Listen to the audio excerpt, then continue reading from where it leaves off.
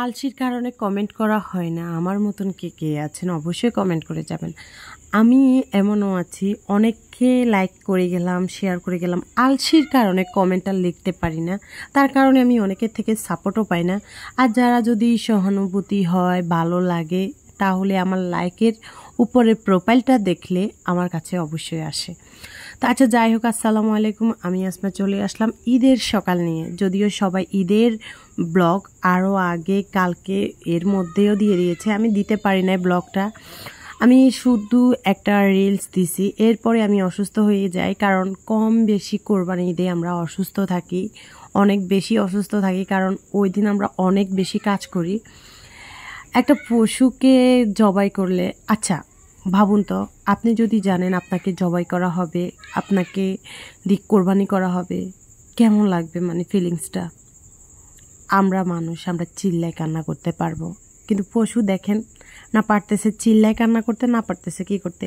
আর তার থেকে বড় কথা হচ্ছে, এই পশুটাকে যখন কোরবানি করছে না, যখন জবাই করতেছে, আমার খুবই কষ্ট লাগছিল। আমি যেহেতু ওর জবাইটা দেখতে পারতেছি না, কারণ আমার এত বেশি পরাণ পড়তেছিল। আমরা কোরবানি ঈদের 1 মাস আগে থেকে গরু কিনে ফেলেছি, আর গরুটাকে সেবা যত্ন যতটুকু পেরেছে আমাদের হাজবেন্ডরা করেছে, কিন্তু তারপরেও আমি কিছু করি না, কিন্তু আমি ওকে দেখেছি, পাহারা দিয়েছি।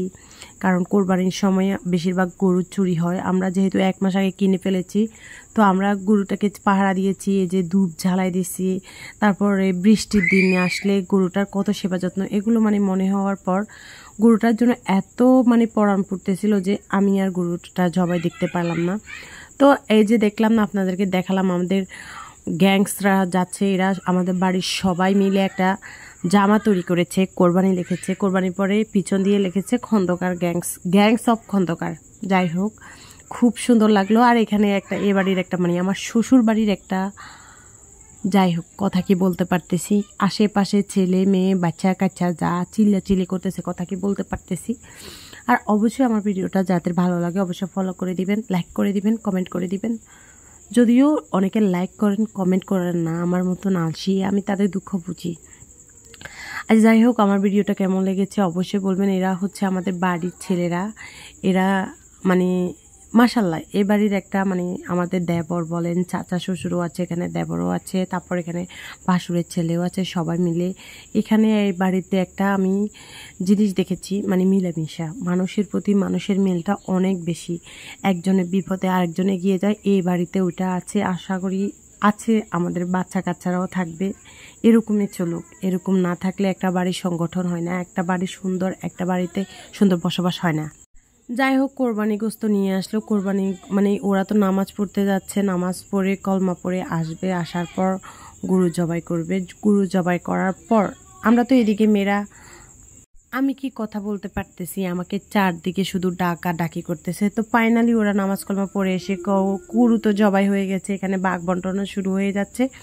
তো আমি একটু একটু ক্লিপস নিছি, কারণ ওইখানে যেহেতু আমাদের শ্বশুরেরা আছে, তারপর আমাদের বাইরের লোকেরা আছে, বউ মানুষেরা কখনো মানে সামনে তো যাওয়া সম্ভব না, যার কারণে যেতে পারি নাই। রুম থেকে যতটুকু শট নেওয়া নিয়ে নিয়েছি। এই যে দেখেন ফাইনালি গরু গোস্ত, প্রথমগুলো আপনাদেরকে দেখাচ্ছি, পরেগুলো কি নিতে পারি নাই।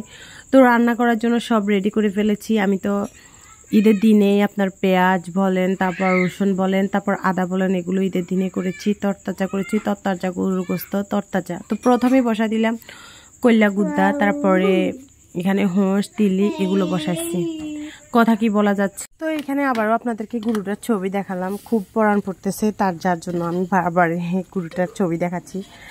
সত্যি কথা বলতে সব কিছু করলাম, রান্না বান্না করলাম, কাজকর্ম করলাম, সব কিছু করলাম, দিন শেষে আমি গরু গোস্ত খেতে পারলাম না, কারণ আমার একটু ফাইলসের সমস্যা ছিল, একটু প্রেশার লো ছিল, সবগুলো মিলাই আমি কিন্তু গরুর মাংস খেতে পারি না। যদিও প্রিয়, আমার সব থেকে বেশি প্রিয় ছিল গরুর মাংস, যেটা মানুষের সব কিছু লোভ ছাড়তে পারে, গরুর মাংস লোভ কিন্তু কেউ ছাড়তে পারে না। তো আমি ওটা আর খেতে পারলাম না।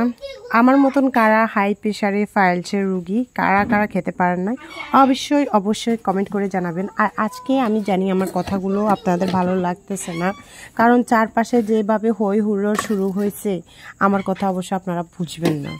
তো আজ এ পর্যন্ত, অবশ্যই ভালো থাকবেন, আল্লাহ হাফেজ।